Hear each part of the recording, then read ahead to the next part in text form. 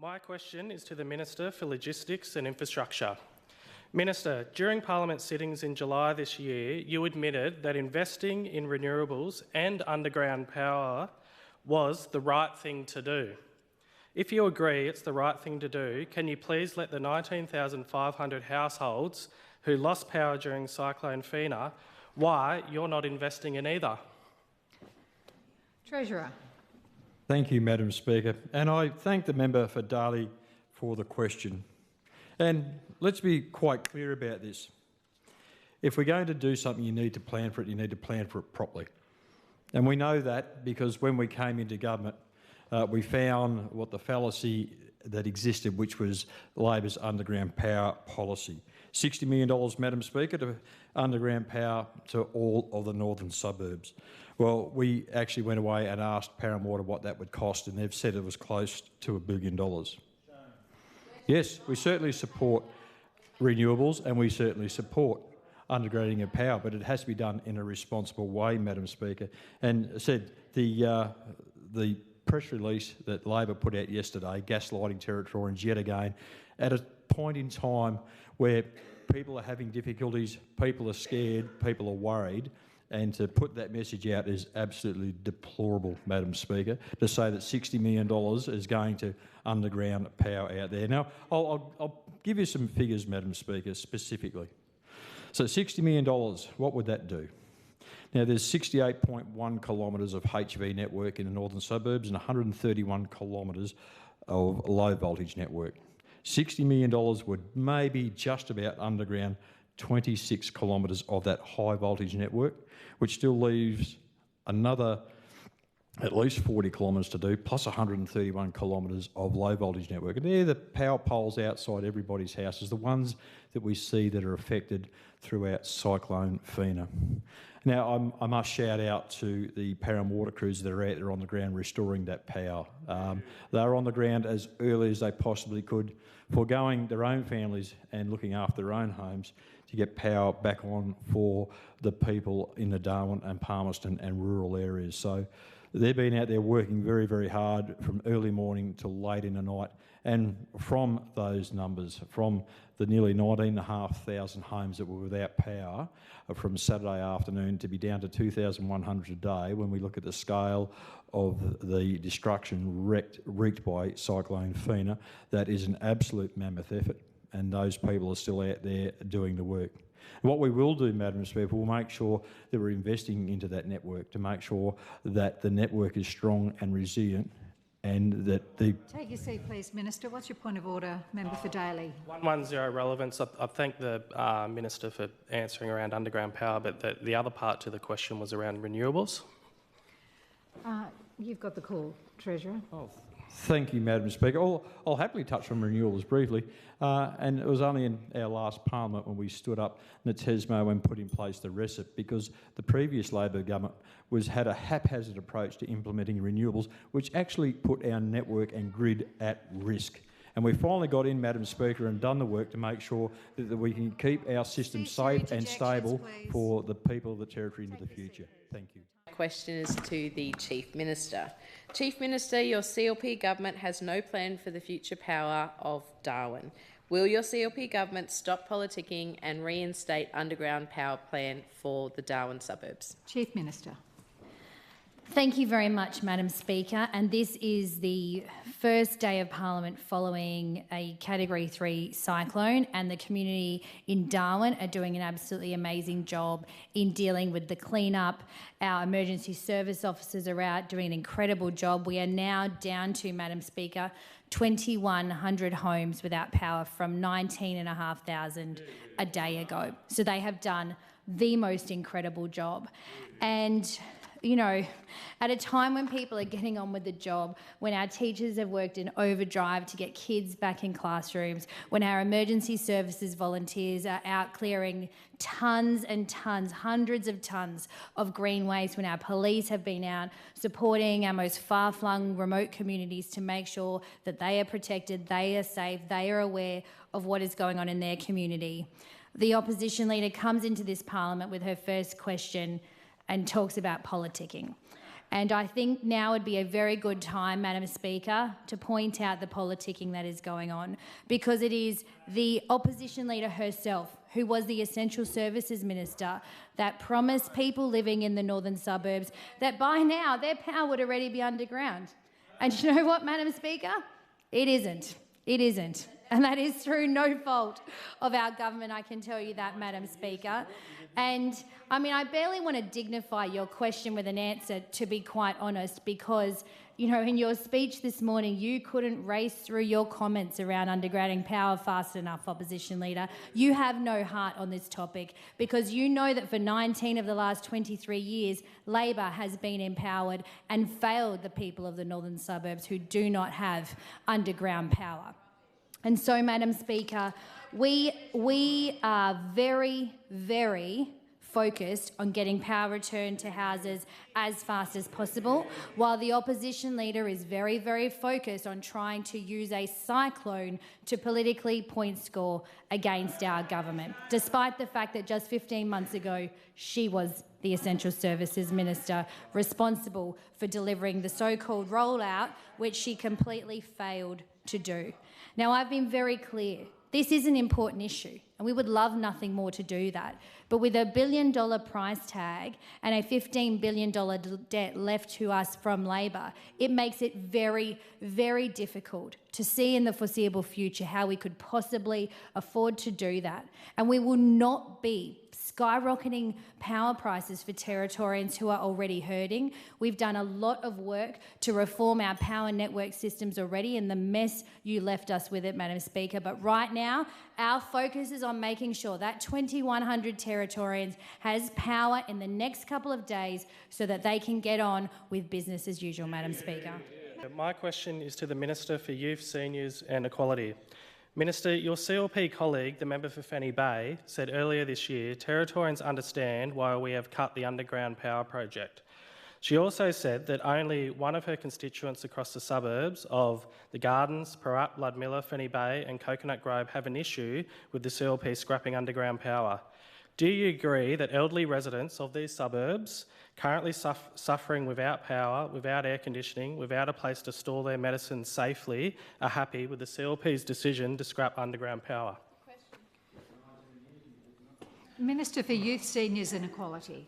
Thank you, Madam Speaker, and thank you, Member for Daly, for that question. So earlier today, when we were talking about the Ministerial Report on the Cyclone Fina, that I tabled a document about then Minister for Essential Services, Honourable Selena Uibo, back on 29th of March 2023, there was a media release done. And as per the media release... Stop the interjections, please. As per the media release that was sent out by the government at that time, it was then said about on 2023, the Commons Works to Nakara, which is in Member for Casuarina's electorate, and nothing happened there. So in 2023-24 financial year, which is pre-election last year, because we came to this government on 24-25, and Commons Works in Waggaman and Larrakia. So they had a plan. Could you just pause, please, Minister? I can't hear you. Could you all please be quiet? Continue, Thank you, Minister. Madam Speaker. So there was this plan that outlined by the previous government, and they are saying about this government have scrapped their plan. We can't scrap if there is nothing there. So there was no money, no funding. So I don't know what he's referring to. It was just like a paper that was said and saying about $60 million. That was, I think probably you may need to adjust the height. I don't know whether it's possible, but $60 million that was allocated for the funding of power project in the northern suburbs, for the 13 suburbs. And Treasurer already outlined that earlier. That's impossible. And it going to cost around $1 billion. So the Deputy Opposition Leader thinks that you can deliver something that's going to cost $1 billion with $60 million, and then trying to work through that program. So I just would like to know more about what they were doing on the first 2 years when they had this plan. So why there was no power line under the Nakara, why there was nothing in Waggaman, and earlier today Chief Minister clearly addressed as well. Once we are in a position to take this as a commitment from this government, we will make sure I think we will take that on board. But because we are in the current financial situation, and I think the Chief Minister outlined clearly around like $15 billion in debt. So that clearly means Take that your we seat, are not please, able Minister. to afford. What's your point of order, Member for Daly?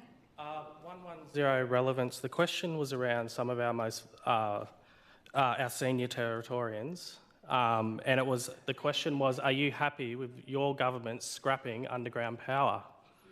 Well, When they're struggling. Listen to the question. can I just be quiet, or everyone be quiet? You're asking, you can be quiet too, Member for Daly. You've asked the question. You're asking whether or not he's happy. I'm not sure that that's a question suitable for Parliament, whether he's happy or not, but the Minister can choose to answer it if he likes. Please continue. Thank you, Madam Speaker. What I can say is about I am unhappy with the previous government's plan that was never going to happen. They were trying to inform these people that they were going to commit something and giving that false hope and trying to put it onto the new government and trying to say again, I'm happy to repeat that again, which I kind of got into trouble earlier. Telling lies and again will not make a lie truth. That's exactly what they're trying to do. They want to put the lies out again and again that we are. Silence. You can. I think one of the big things that I think everyone will be talking about, particularly in Darwin, Rick, will be the scrapping of the underground power program, which the CLP did in their very first budget in May this year. This is a 10-year program to underground high voltage for 13 suburbs in Darwin, and just out of the list of suburbs that you read out before, Rick, 5 of the suburbs who are without power right now, today on Monday, were on that list of 13 to be upgraded over the next few years.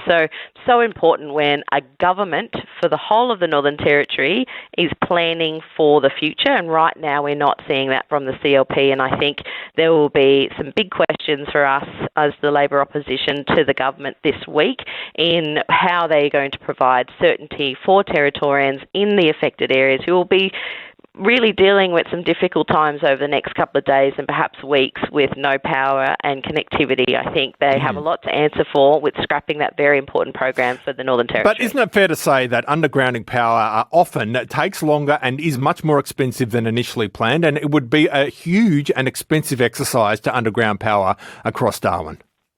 It is, but we're talking about thousands of Territorians who will be the beneficiaries of that program, which no longer exists under the CLP. When we were in government, Rick, the Labor government put the underground power to 9 schools. We know that schools, and we completed those projects over our tenure, 9 schools in our time as a Labor government to make sure that when those evacuation or shelters are being used, we know that schools are often stood up as those emergency centres or shelters. In this case, we saw car parks used as well as some schools and community centres, making sure that we have the best options for Territorians in those times of crisis is so important. So that was something we were proud to do. The next stage of that future planning for Territorians, particularly in half of the Territory's population of being Darwin and Palmerston, was to complete the 13 suburbs. And to have that 10-year roving program, there was a lot of work done into identifying which suburbs needed to be connected for that high voltage underground powering program first, and it's just a huge disappointment. They'll have a lot to answer for, the CLP,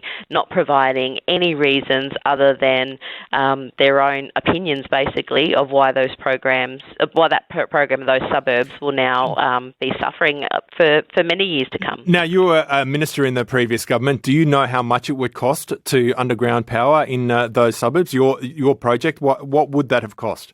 Yeah, at the time, our project, we worked very closely, of course, Power and Water Corporation as a government-owned corporation. We invested and we announced $60 million for the underground program to be instated when the CLP was in. They cut it in 2012. They've done it again in 2025. We recommenced that program in 2019, and the focus, of course, was to have the high voltage underground, but to make sure that we saw schools done first, which we completed, but then the stability and reliability of power supply for the 13 suburbs that were listed and we committed to back in 2022 with the announcement of that underground work. That brings me to something we must face honestly, Madam Speaker. Every time that cyclone comes through, whether it's Carlos, Marcus and now Fina, we repeat the same cycle of commentary. Power failures, massive outages, seniors and families struggling in the heat, businesses unable to operate, essential services straining under the load, finger-pointing and excuses about undergrounding power. We are, and well and truly, Madam Speaker, now past the point of debating whether underground powering is necessary. It is necessarily, objectively and unquestionably. What is not necessary or useful is the Territory falling into the same old tide pattern every couple of years. One government begins undergrounding, the next scraps it, then comes the blame, then comes the outages, then comes the outrage, and then the politics of the day moves on until the dry season. Madam Speaker, when thousands of Territorians are sitting in homes right now without power, unable to refrigerate food, unable to run medical equipment, and unable to sleep in our wet season heat, this is the kind of political back and forth that really frustrates people. It is bitter, it is counterproductive, and quite frankly, it is beneath us as a mature jurisdiction and a very proud one. We must be honest, the cost of doing nothing is not zero. Every cyclone, Madam Speaker, that hits above ground lines brings millions of dollars in damage, loss of productivity, a risk to public safety, a harm to businesses, and avoidable hardship. The conversation now must be responsible, mature and grown up. What is the plan? What is the timeline? What is the funding strategy? And how do we ensure that once we start, that we do not stop? That Territorians, no matter who is in government, Madam Speaker, deserve that certainty, deserve that security and deserve that action. Not another round of he said, she said and all the crap that people get sick of politicians doing. And after the next cyclone tears up another suburb apart, then the same conversation starts again. Surely we're better than that, Madam Speaker. Crises expose many things, weaknesses in infrastructure, gaps in policy and the way decisions compound over time. But they also reveal something greater, and that's our character. Cyclone Fina has shown us that Territory's character is one of unity, of grit and generosity. And that's now must be matched by our political class, by all of us in this place who act on behalf of our communities. We want to see the same clarity and purpose when it comes to a crisis that our fellow Territorians face. And there is an opportunity here, Madam Speaker, to do better, to plan better and to prepare better, to build a more resilient Territory for the long term. Our commitment as the opposition, Madam Speaker, is simple: to stand with communities as they recover, to scrutinise the government's decisions, to push for real investment in frontline services, in infrastructure and emergency preparedness, and to advocate for long-term solutions rather than avoidance instead of short-term politics.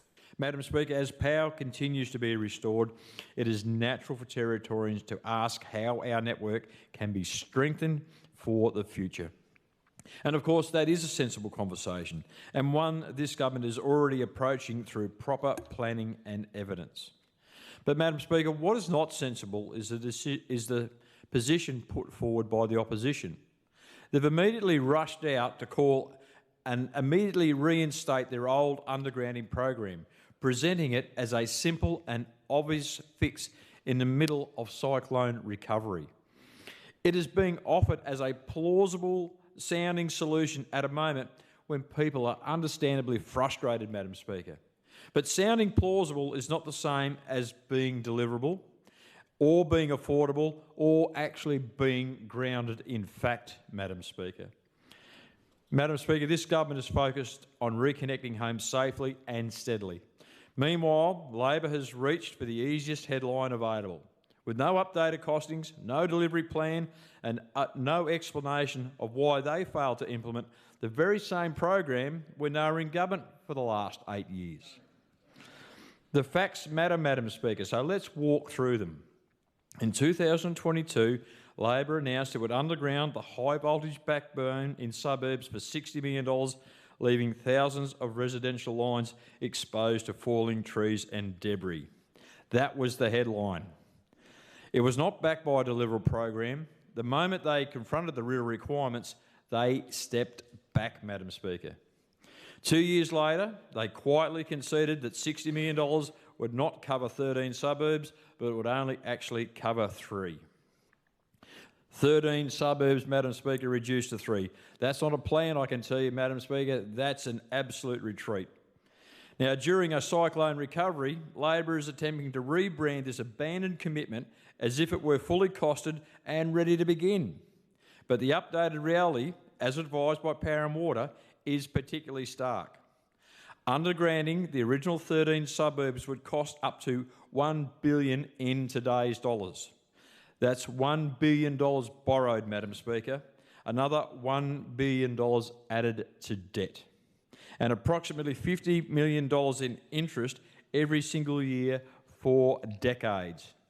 To cover that, Territorians, including small businesses Labor claims to represent, would face around $450 extra per household per year just to service the interest bill.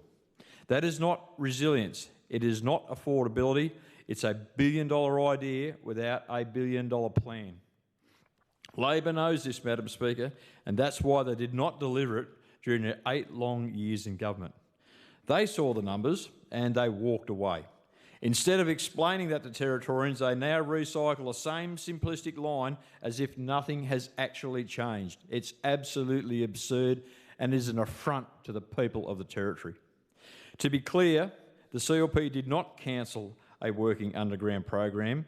Labor never delivered one. What they left behind were mismatched costings and a promise that they could not fund.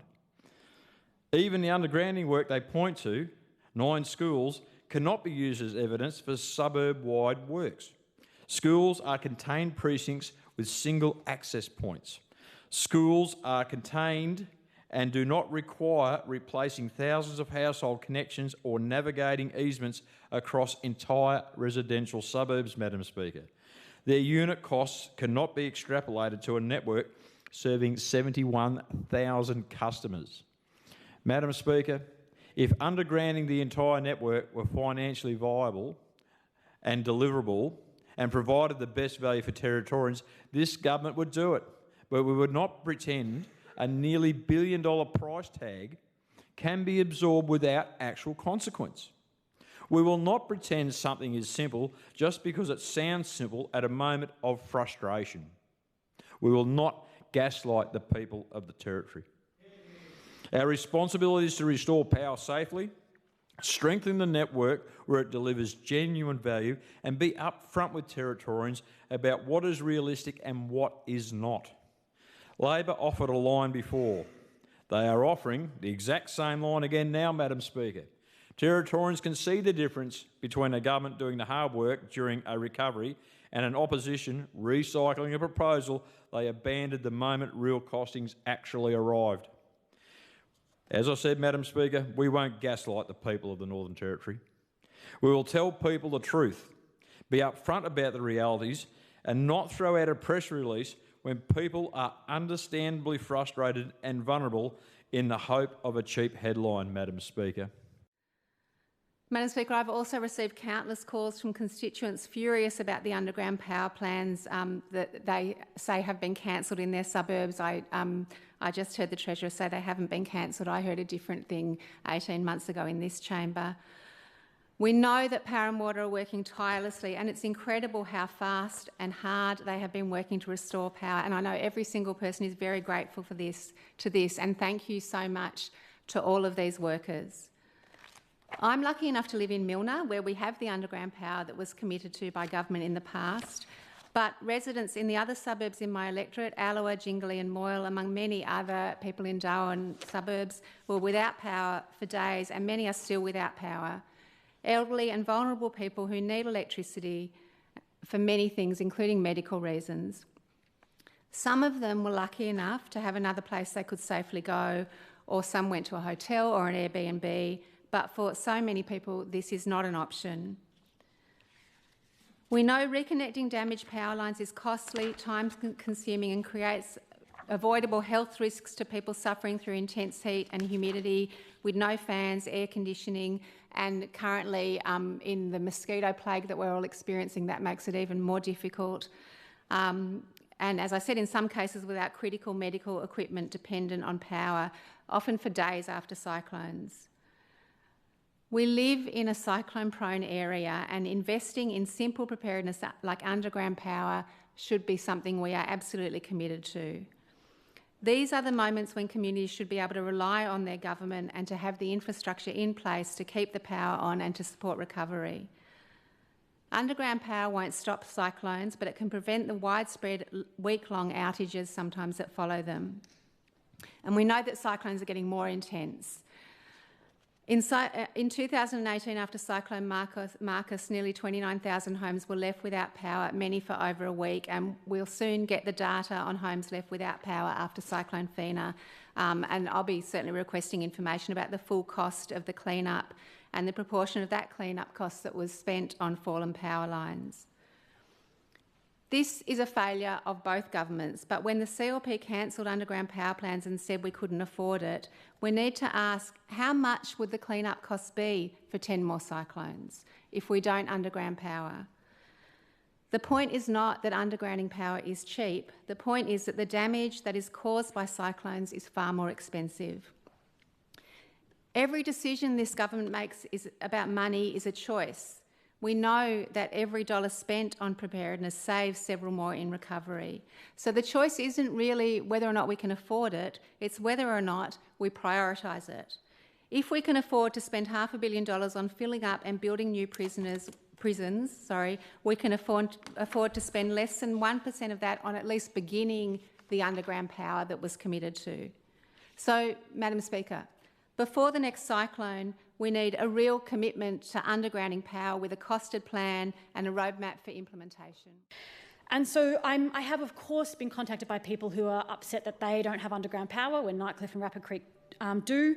So I just do want to underscore, despite what the Treasurer has said, the importance of underground power. Yes, it is expensive, but it is a vital service needed for Territorians. It's not good enough for the government to throw up their hands and say it's too expensive. Every budget decision is a choice, and the government can choose to spend money on vital life-saving services such as underground power, which it is, or not.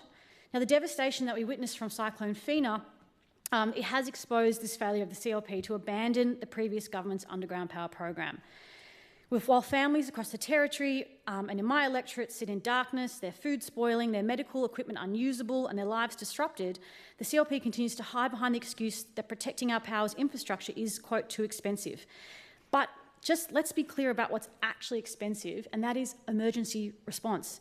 Every time we deploy emergency crews to restore downed power lines, every time we compensate businesses for lost income, every time we support households through extended outages, we're paying far more than we would have spent on prevention.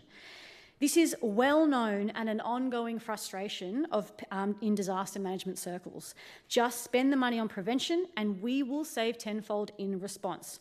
Now, for the record, if the Labor government was still in power, I would absolutely be having a go at them for the slow rollout of the underground power.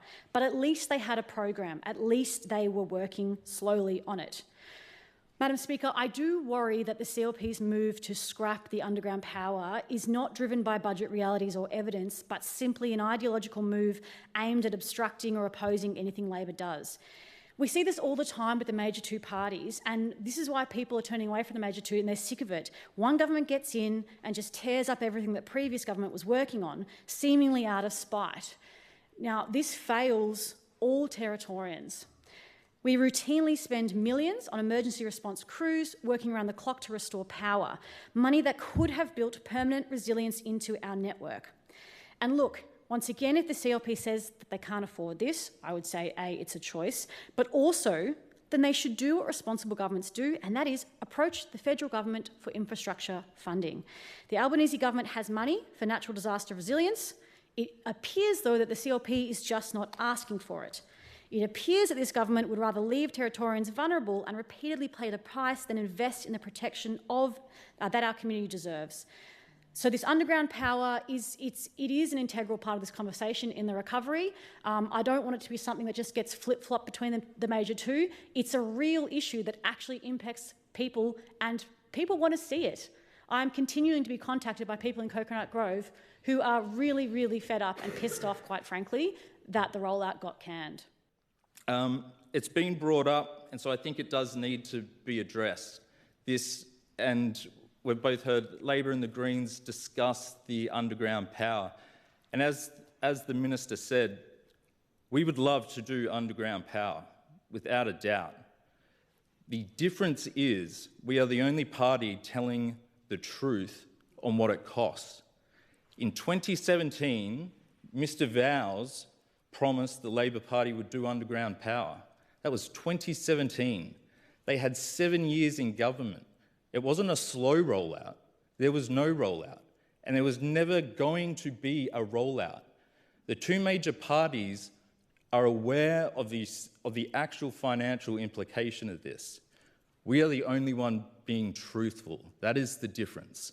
And so it is something we would love to do, is why we have such a focus on the economy, because we know we need to get this economy going so we can do things like preventative underground power, which will be a huge benefit.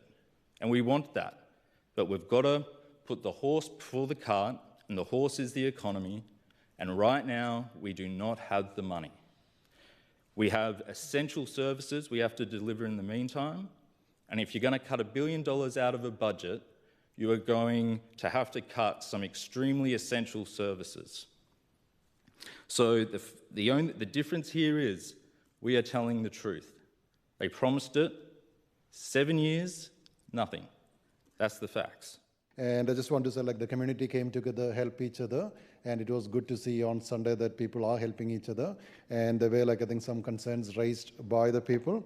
And I just want to touch on one thing before the time lapse about one ministerial release done by Selena Uibo, Minister for Essential Services, back in 2023.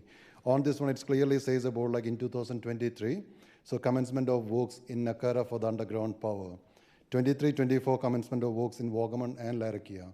And Waggaman is in my electorate, and there was no work that was done except the work that was completed in school before 2023. And it's kind of like a bit disappointing to see, like, the Labor is coming again and again and showing about, like, they allocated funding for the underground power, where on this record it says like it was allocated only $60 million, which was not enough to do any of the initial work that was supposed to be done on these 13 suburbs. And Treasurer made it clear it's going to cost like nearly $1 billion, and you can't do that $1 billion work with $60 million. And I just seek leave to table this to the Parliament as well, because there are like a lot of things that's been told again and again here. Okay. Leave is not required, so you can table it. Thank you. Thank you, Madam Speaker. And it's interesting that this has come back today after the discussions we actually had on it yesterday. And I'm happy to stand here and speak to this again, because yet again we have the opposition here trying to rewrite history, gaslight Territorians, and actually I think they're trying to mislead this House and also mislead the people of the Northern Territory.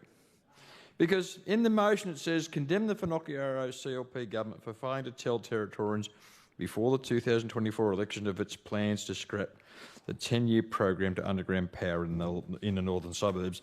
And I thought I was pretty clear on that yesterday, Madam Speaker, and I think if you go back and have a look at Hansard, you can actually read what I said, but I'll say it again. Nobody on this side of the House and nobody in this government made commitments to undergrounding power in the Northern Suburbs. The fact that Labor is saying that we did is a falsehood. It is not true, Madam Speaker. It was Labor's plan to do it. Now, as I said yesterday, and I'll say it again today, within 6 to 8 weeks after being appointed as a minister and being the shareholding minister for Power and Water, I had my first meeting with, I believe it was the CEO and the chair of the Power and Water Board, along with some of the other executives.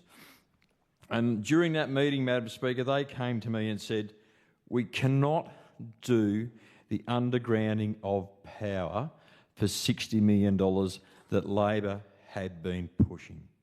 They said, we can't do it. We need to stop it. We can't do it. There is more work that needs to be done. All right? 6 to 8 weeks after the election, Madam Speaker. Not prior to the election. No promises from anybody. This was Labor's election commitment. I actually have the a press release from the Leader of the Opposition when she was responsible for this back in 2020. And I'll speak to that a little bit later, and I'll probably table that, Madam Speaker, so people have it. But it wasn't our commitment. And for the Leader of the Opposition and those opposite to say that it is, as I reiterate, a falsehood. It is not true. Yes, I made the decision to cease the undergrounding of power because there was only $60 million allocated to it. And again, I'll go back through the history like I did yesterday. So the background, the previous government had said they'd allocated $60 million in their last budget for undergrounding of only the high voltage network, Madam Speaker, not the HV and LV, but only the HV network in Nakara, Alloa and Waggaman. And this was reprioritised by our government. Okay, the previous government costed fully undergrounding the power for the Northern Suburbs at $290 million. Now, when I went back to Power and Water the first time, after I said they asked me and requested me to cease, and I agreed to it and stopped it.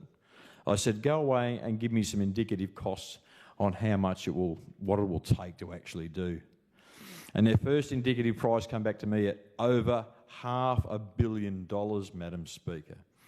And the caveat on that, Madam Speaker, was that you had to, for economies of scale, to make it cost effective, you had to underground the HV and the LV together. Again, here we have, and it says, I believe, in this press release, it's only going to be the HV network. And since then, Power and Water have continued to do work on what it will actually take to underground all the power, because you have to do it together, otherwise it will cost probably 50 to 60% more. To underground all the power in the 13 suburbs in the Northern Suburbs is nearly $1 billion. Okay, $1 billion.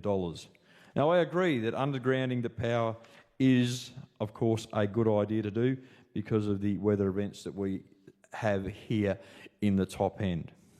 I have no issues with that, but we need to come up with $1 billion to do it, and a very, very comprehensive and staged plan to be able to do that. Now, if we went ahead and did it, like Labor want us to do, let's go and spend $1 billion and underground the power through the Northern Suburbs. Happy days, off we go. Well, who pays for it, Madam Speaker? Do I have to go and borrow $1 billion? Because that's what Labor used to do. I think, as I said yesterday, they came, they spent, and they borrowed. And that's why we find ourselves in the debt position we are today, because they just went ahead and did things without considering the cost. If we can come up with an appropriate plan that is robust, is fully costed, and we're able to come up with the money to underground the power, then so be it. I'd certainly back that, but I've got to find the $1 billion first. So if we have a look at this press release from the former minister responsible for essential services, I believe, Minister Uibo at the time, now the Leader of the Opposition. It said, Nakara, Waggaman and Larrakia are programmed to be the first of Darwin's northern suburbs to have the HV overhead infrastructure power lines undergrounded. The rollout is part of the Territory Labor Government's $60 million investment over 6 years to underground Darwin's power network. And there's a chronicle order of the 13 suburbs. And guess what, Madam Speaker? Works were supposed to commence in 2023-24 in Nakara, and then commence works in Waggaman and Larrakia in 24-25. Now, is this just a glossy press release, Madam Speaker? Did they really plan to do it? Or did they actually realise that they couldn't do it because they didn't have the money, and that's why it never progressed? And one thing I've always asked myself, Madam Speaker, about this is the fact that the CEO and the executives from Power and Water, along with members of that board, were, I suppose, brave enough to say to me, we can't do this. We can't do it for the money. We should stop. And I actually listened to them, Madam Speaker, because I realised that it was a little bit of a pipe dream, a bit of a fallacy. But I wonder, Madam Speaker, was that same advice from Power and Water given to the Labor Party? And as usual, like they've done with so many projects, just gone, we're not going to accept the advice of the experts, we're just going to plough ahead anyway, and it'll cost what it'll cost, and we'll just go out and we'll borrow the money and we'll put Territorians in more debt just to pull it off. It really does boggle the mind, Madam Speaker. And I also wonder if the Leader of the Opposition is bringing this because it's her name on this press release. And I certainly know that the previous member for Casuarina was running around, I believe, during the lead up to the election, telling all the people out in that area that they were going to get all their power undergrounded for $60 million. It was never going to happen, Madam Speaker. It was an absolute fallacy and it was an absolute pipe dream. And of course, Territory Labor, the opposition, again, are trying to rewrite history and are saying that we made this decision before the election, which is absolute garbage, Madam Speaker. Absolute garbage. I made the decision, I stick my hand up for it, and I made it many months after the election because the people, the experts who know the system, know what it costs, came to me and said that we cannot do it. If you like, Madam Speaker, I will table this press release. Nakara first cab off the rank for Darwin's underground project from 29 March 2023. Is leave granted to table this paper? All in favour say aye. It is supported. Thank you, Madam Speaker. Because this contains quite a bit of information that I think the people in the northern suburbs would probably like to know. Because the previous government have been gaslighting them for years. The money was never there to be able to do this project. And of course, the Leader of the Opposition was talking about some of the reprioritisations and savings that we made leading into the election, and she mentioned the convention centre upgrade. Well, I'd like to just touch on that.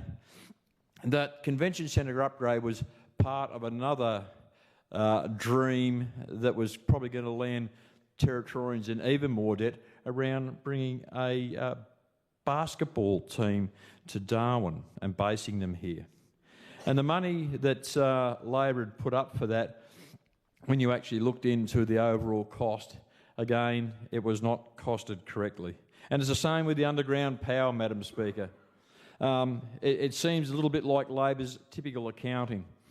$60 million that allocated to do the underground power, and then, well, I suppose if you look at some of their other press releases, they've got another figure of $290 million. Well, Madam Speaker, that's only $710 million short. I'll repeat that, $710 million short of what it would actually take to do the task and to do it properly. So we've seen that in previous budgets, so I don't know what sort of calculator. I did find a calculator in a drawer of my office when I moved in, Madam Speaker, and I knew that it was a Labor calculator, so I quickly threw it in the bin because I knew that it doesn't work. Because I've seen what they did with their calculators, Madam Speaker. 1 and 1 doesn't seem to equal 2. It might equal 10,000 or 1 million. And again, it beggars belief that Labor have come into this House yet again and are trying to rewrite history on undergrounding of power.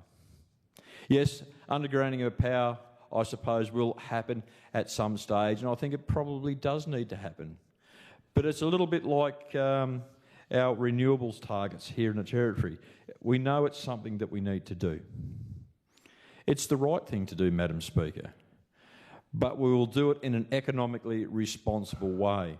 I cannot, in all good conscience, go out and say to the people of the northern suburbs tomorrow, OK, I'm going to underground your power, but I'm going to go away and I'm going to borrow $1 billion to do it, because that's what it would take, Madam Speaker, unless the feds are going to stump up the money, and I don't see them doing that in a hurry. So there's two options there, Madam Speaker. I borrow $1 billion and I put us another $1 billion in debt. And then we look at the interest repayments on that debt into the future and what our children and our grandchildren will have to pay to service that debt. Or the other option is then we have to change the bills for the people in the northern suburbs to cover the cost of undergrounding that power. And I believe the back of an envelope calculations would be in excess of $1,000 per year to pay for that undergrounding of power. And what does that say to the rest of the territory who want things as well? What we need to do for the territory needs to be to the benefit of all Territorians. And yes, I think the people of the northern suburbs will, at some stage in the future, need to see that undergrounding of power. And like services across our remote communities in Alice Springs and our other towns in Tennant Creek and Katherine also need works done too. And we have to prioritise those, but it comes down to the budget, Madam Speaker. We need the money to be able to do these things. We need to have them costed properly, not like we've seen here from Labor with $60 million that was going to do it all, and that's what they were telling people in the northern suburbs, or $290 million for all 13 suburbs. The numbers just do not stack up. They just do not stack up. So, really, it's not unsurprising that the opposition want to keep talking about the undergrounding of power, because really all it was back in the day from the previous government was just talk. They never properly funded it. They put out a press release, which I've tabled now, that said they were going to start in 23, 24 and never actually started the job, because I believe that they knew they didn't have the money, it wasn't costed properly, wasn't planned properly, and they were just telling the people in the northern suburbs that they were going to do it, knowing full well that they were not going to be able to do it. And of course, I think Labor lost the northern suburbs because they didn't fight for them in government. But all of a sudden they're back out there trying to fight for them now through this motion before the House around the undergrounding of power. Well, Madam Speaker, I can tell the opposition it's too little, too late. You weren't listening to the northern suburbs in the years leading up to the election in 2024. And I think the people of the northern suburbs can probably see right through you now with what you're trying to do. Because if you were serious about undergrounding the power in the northern suburbs and you were serious about the people in the northern suburbs, you would have started it when you said you were going to start it back in 2023. It's like Territory Labor are just not serious about anything. So, Madam Speaker, I don't know much what I can say on this topic anymore. I spoke at length about it yesterday. I've answered a number of questions in question time about this topic.